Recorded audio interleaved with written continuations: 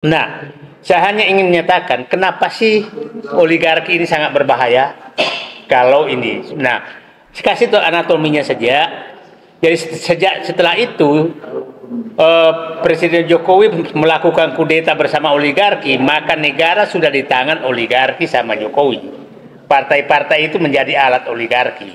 Ya partai-partai, sehingga puncaknya muncullah Undang-Undang Cipta Kerja yang menghalalkan segala cara untuk menggolkan keinginan oligarki. Jadi kira-kira itu karpet merahnya Undang-Undang Cipta Kerja yang dibikin oleh Jokowi.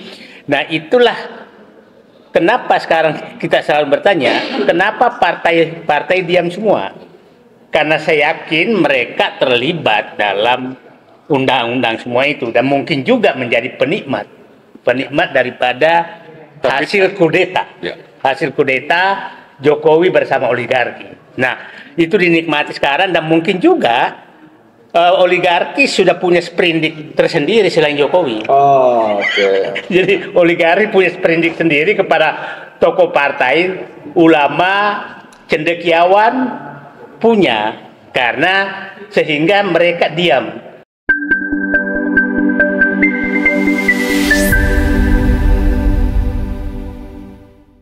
Saya ulangi pernyataan saya bahwa memang negara sudah dikudeta oleh Jokowi bersama oligarki 2016. Itu faktanya. Saat itu bersamaan orang-orang aktivis yang memperjuangkan rakyat diberhentikan. Sudirman Said, Riza Ramli, Anies Baswedan, itu diberhentikan dan masuklah para konglomerat menjadi menteri.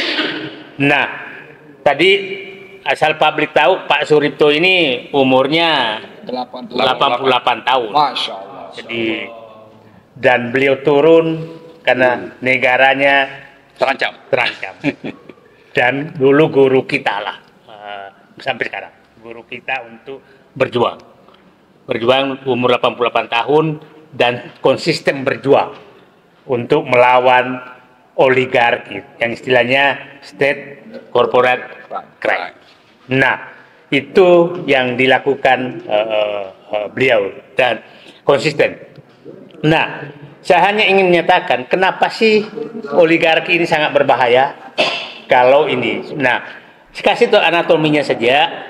Jadi setelah itu Presiden Jokowi melakukan kudeta bersama oligarki, maka negara sudah di tangan oligarki sama Jokowi. Partai-partai itu menjadi alat oligarki. Ya partai-partai, sehingga puncaknya muncullah Undang-Undang Cipta Kerja yang menghalalkan segala cara untuk menggolkan keinginan oligarki. Jadi kira-kira itu karpet merahnya Undang-Undang Cipta Kerja yang dibikin oleh Jokowi.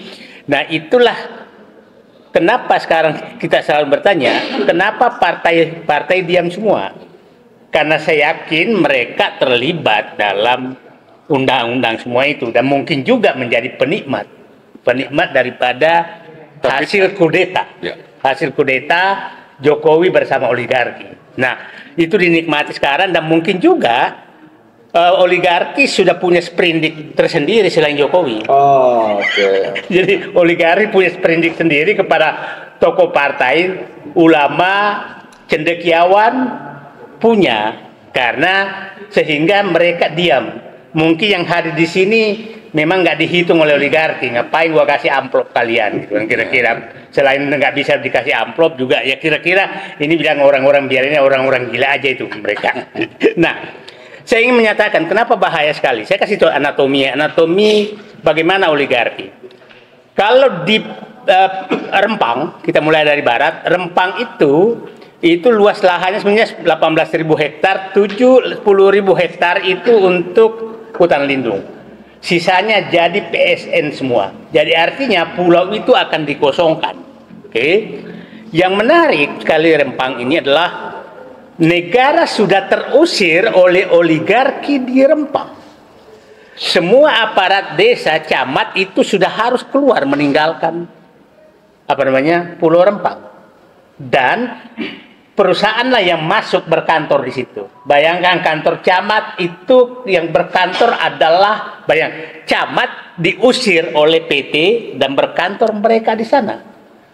Jadi ini fakta. Kalau Pak Prabowo menyatakan tidak boleh ada dalam negara, Pulau Rempang itu sudah negara dalam negara real. Ya itu ya. Nah, yang menariknya adalah bahwa betul-betul negara sudah terusir. Nah, itu Rempang. Bayangkan nanti kosong dan yang mau dibangun hanya Pak beri gelas tapi butuh 7.000. Nah, hutan lindungnya pun mau diturunkan statusnya, jadi kira-kira akan habis. PIK 2 berbeda. PIK 2 adalah ada penyelundupan hukum karena statusnya hanya 1.700 hektar, tapi dia bebaskan hampir seluruh sebagian besar. Jadi itu benar dengan pemaksaan. Nah, waterfront land Surabaya itu berbeda lagi kasusnya. Adalah mau membangun kota di reklamasi 1.140 hektar, dan menariknya reklamasi langsung ditunjuk perusahaan oleh Jokowi. Nah, di IKN berbeda lagi. Rakyat yang punya tanah puluhan tahun hanya dipakai hak pakai 10 tahun, sementara orang asing yang mau masuk dikasih HGU HGB 190 tahun. Jadi kesimpulannya adalah Jokowi ini betul-betul sudah menjual tanah air ini kepada oligarki. Nah, itu yang di perkotaan, yang di pedesaan lebih parah lagi. Ada grup yang menikmati jutaan hektar lahan. Kita belum pernah masuk bagaimana di Marwali. Berapa tambang yang diserahkan ke Cina. Ya, almarhum Faisal Basri sudah membuka. Nah, kita belum datang ke Maluku Utara. Kita belum datang ke Kalimantan boksit. Kita belum datang ke perkebunan dan kelapa sawit di Kalimantan, di Sumatera, HTI semua itu oligarki semua yang menguasai. Jadi kita ini betul-betul sudah tanah kita sudah diserahkan oleh Jokowi kepada oligarki dan asing. Tanah dan tambang itu sudah diserahkan oleh oligarki dan saya setuju pernyataan Pak Arifto bahwa ini tidak bisa dengan pendekatan hukum normal untuk menyelesaikannya. Ini sudah mohon maaf aja kalau nggak revolusi untuk menyelesaikan ini agak berat. Karena kalau Bapak pakai cara hukum, ya kita lah kemarin baru dapat masa korupsi ratusan triliun, 300 triliun hanya dihukum 6,5 tahun.